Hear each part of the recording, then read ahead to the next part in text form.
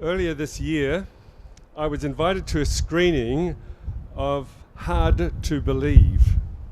Hard to Believe is a documentary about executing Chinese prisoners and taking their organs for transplant to other people and giving them to other people who need an organ. And this could include kidneys, livers, hearts, lungs, other vital organs.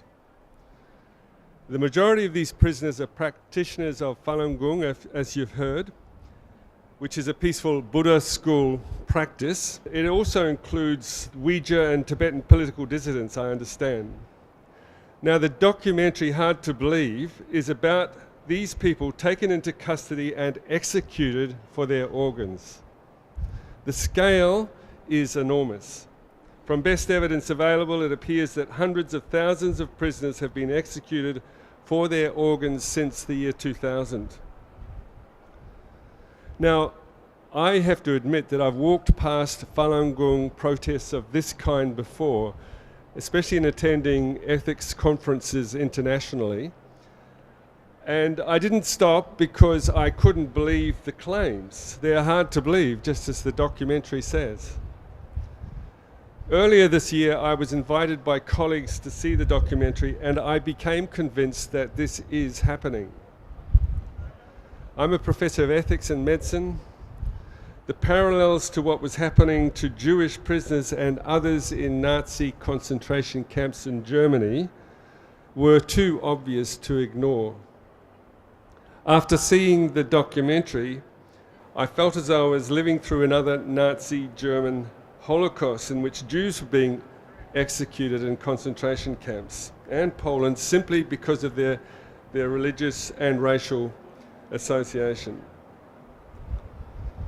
Worse than that, these prisoners in China are being held in camps, having all their vital statistics taken, blood type and so on, and then executed on demand when a suitable recipient makes a booking for surgery to receive a kidney or heart, liver or other organ.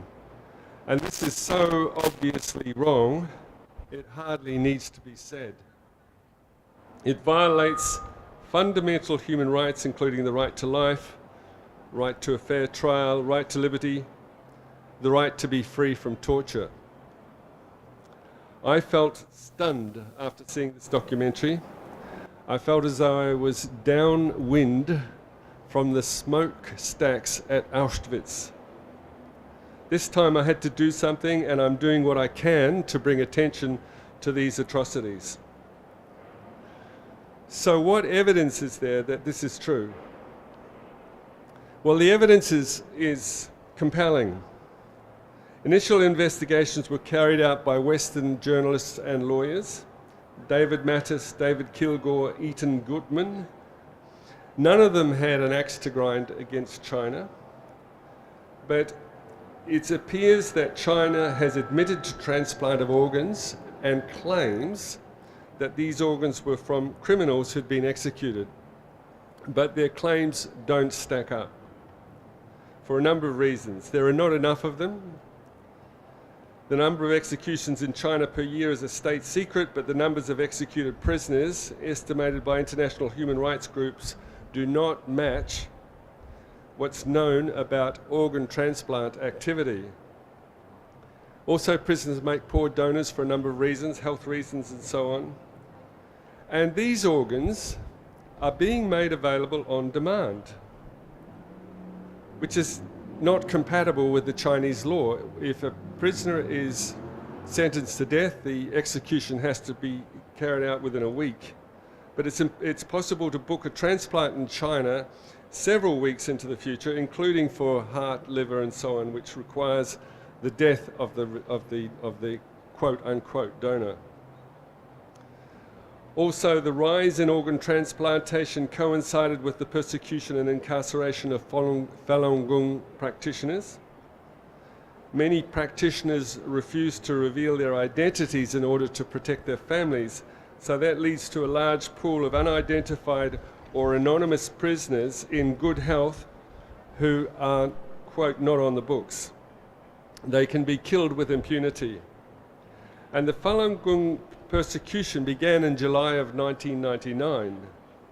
Organ transplants in China began doubling and tripling from the year 2000.